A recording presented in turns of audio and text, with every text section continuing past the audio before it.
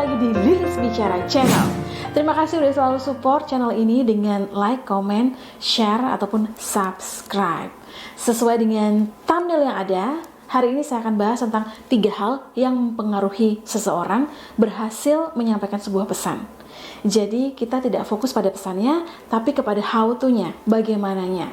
Ada 3 hal yang ternyata ini mempengaruhi orang lebih lama berpusat kepada kita, dan orang senang berkomunikasi dengan kita dalam jangka waktu yang lama. Komunikasi yang diciptakan ini adalah komunikasi antara satu orang dengan satu orang, ataupun antara satu orang dengan banyak orang.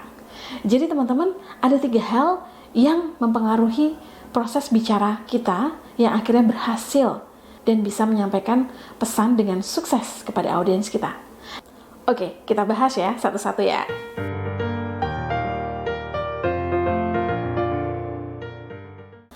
Oke, yang pertama adalah tentang artikulasi. Nah, ini nih teman-teman ya, pasti untuk teman-teman yang belajar tentang public speaking atau belajar tentang cara berbicara, itu tahu apa itu artikulasi. Artikulasi ini adalah tentang kejelasan pada saat kita berbicara. Jadi A-nya jelas, I-nya jelas, U-nya jelas, E-nya jelas, O-nya jelas. A, I, U, E, O.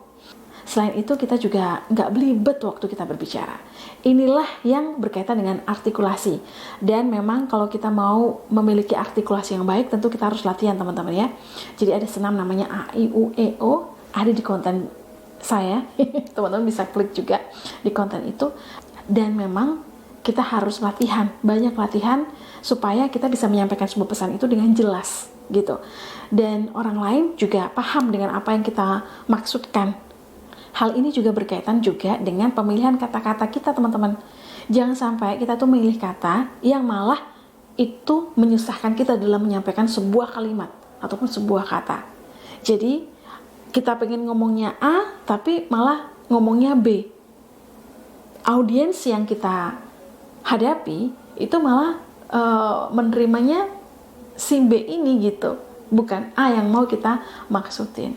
Jadi artikulasi ini adalah kemampuan kita dalam menyampaikan sesuatu itu dengan jelas huruf vokal yang ada, sehingga orang juga nyaman di kita dan orang itu mampu bertahan lama ketika berbicara dengan kita gitu, ataupun mendengarkan presentasi kita. Hal ini tentu jadi satu keuntungan ketika kita berbicara dengan banyak orang dari beragam latar belakang budaya ataupun daerah ataupun lokasi ya.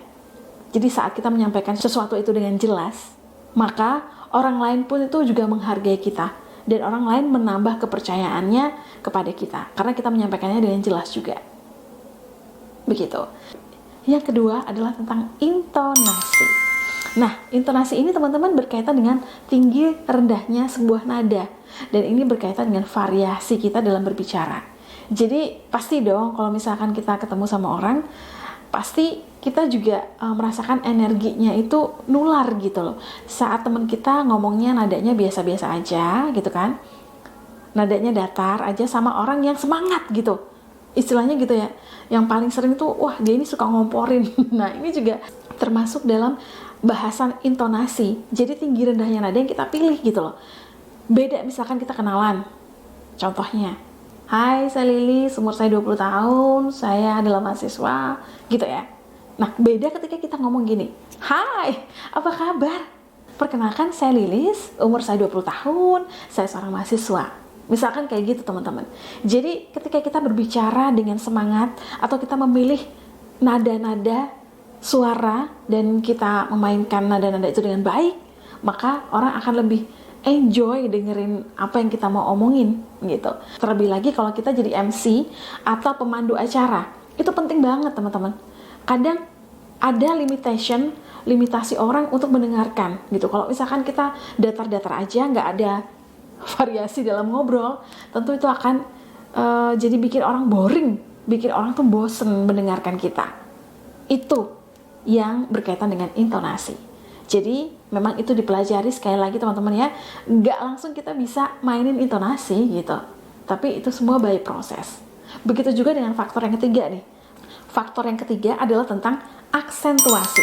Nah, aksentuasi itu berkaitan dengan penekanan teman-teman. Jadi sesuatu hal yang kita fokuskan untuk kita omongkan ke orang lain atau ke audiens. Jadi kita memberikan penekanan pada sebuah kalimat atau sebuah kata yang kita ingin itu sebagai fokus utama kita, dan itu adalah hal yang membantu kita menyampaikan pesan dengan baik.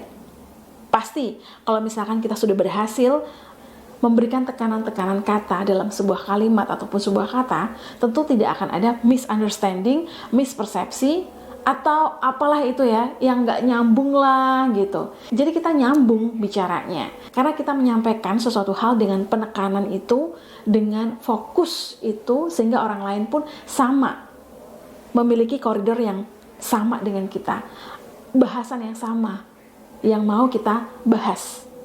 Atau hal yang sama ketika kita menjadi seorang moderator, misalkan kita mau memperkenalkan narasumber kita ini luar biasa loh. Jadi kita menekankan pada prestasinya dia, pendidikannya dia, pengalamannya dia.